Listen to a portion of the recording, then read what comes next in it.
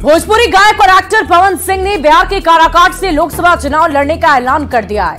पवन सिंह ने ये घोषणा आसनसोल सीट पर बीजेपी की तरफ से उम्मीदवार के नाम का ऐलान करने के बाद आया है। सवाल है कि पवन सिंह काराकाट में किसका खेल खराब करेंगे।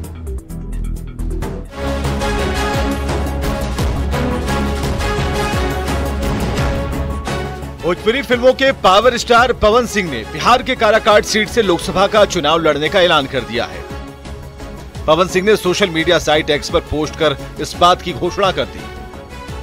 पवन सिंह ने लिखा है, माता गुरुतरा भूमेरु, अर्थात माता इस भूमि से कहीं अधिक भारी होती है और मैं अपनी मां से वादा किया था कि मैं इस बार चुनाव लड़ूंगा। मैंने निश्चय किया है कि मैं 2024 का लोकसभा चुनाव काराकाट बिहार से लड़ूंगा। जय माता दी।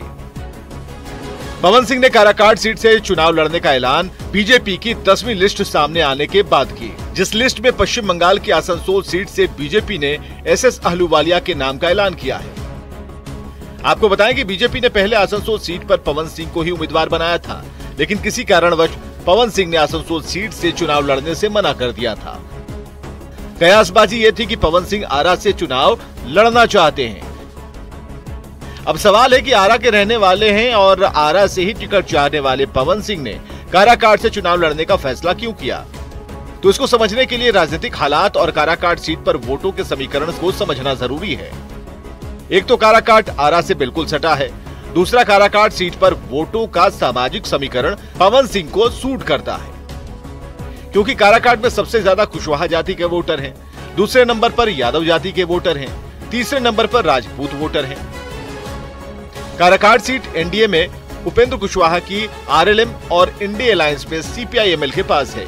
यहाँ मुख्य मुकाबला आरएलएम के उपेंद्र कुशवाहा और सीपीआई-एमएल के राजा राम सिंह के बीच है। पवन सिंह के चुनाव लड़ने के ऐलान के बाद काराकाट की लड़ाई दिलचस्प हो जाएगी, क्योंकि एनडीए और इंडिया अलायंस के उम्मीदवार कुशवाहा जाति के हैं। उपेंद्र कुशवाहा का संबंध कुशवाहा समाज से है और राजा राम सिंह भी कुशवाहा जाति से आते हैं। मतलब इन दोनों के बीच लवकुश वोटों का बंटवारा संभव है, जबकि अब तक इस सीट पर ना तो कोई मजबूत राजपूत कैंडिडेट है और ना ही यादव। खुद पवन सिंह की फैन फॉलोइंग भोजपुरी बेल्ट के युवाओं में बहुत ज्यादा है। यही वजह है कि सीधे सीधे बीजेपी और आरजेडी से टकराने के बजाय पवन सिंह ने काराकाट का चुनाव किया। लेकिन जनता का आशीर्वाद कितना मिल पाता है, ये 4 जून को पता चलेगा। Bureau report, news 18।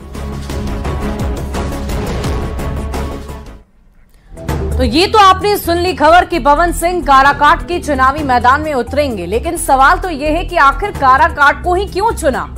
Pawan Singh ने 2014 में बीजेपी ज्वाइन कर लिया और उसके बाद के चुनाव में पवन सिंह ने बीजेपी के लिए खूब प्रचार प्रसार किया।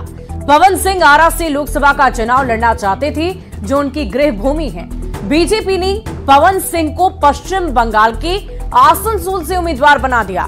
पवन सिंह ने किसी कारणवश आसनसोल से चुनाव लड़ने से इनकार कर दिया, लेकिन यह भी जाहिर कर दिया कि वो चुनाव तो जरूर लड़ेंगे।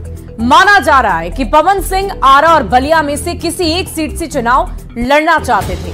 पवन सिंह को उम्मीद थी कि बीजेपी उन्हें किसी और सीट से जरूर चुनाव लड़वाएगी, लेकिन बीजेपी की 10वीं लिस्ट में बलिया से नीरज शेखर और आसनसोल से एसएस अहलूवालिया के नाम का ऐलान हो गया है। यानी अब पवन सिंह के लिए कुछ भी नहीं बचा था।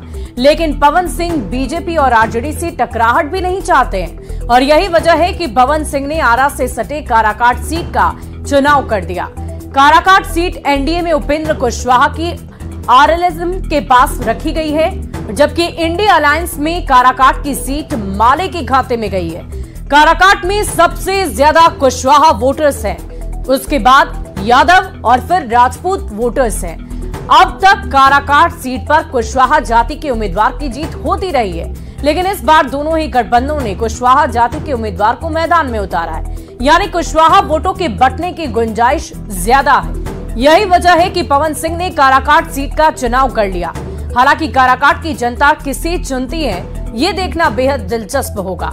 काराकाट लोकसभा क्षेत्र में कुल मिलाकर मतदाताओं की संख्या की अगर हम बात करें, 18,72,409 पुरुष मतदाता हैं और 97,428 महिला वोटर्स हैं। ट्रांसजेंडर 68 और लोकसभा सीट पर सबसे ज्यादा किस जाति के मतदाता हैं वो भी बता देते हैं। कुशवाहा जाति के मतदाता सबसे ज्यादा हैं और उसके बाद यादव है, तीसरे नंबर पर राजपूत जाति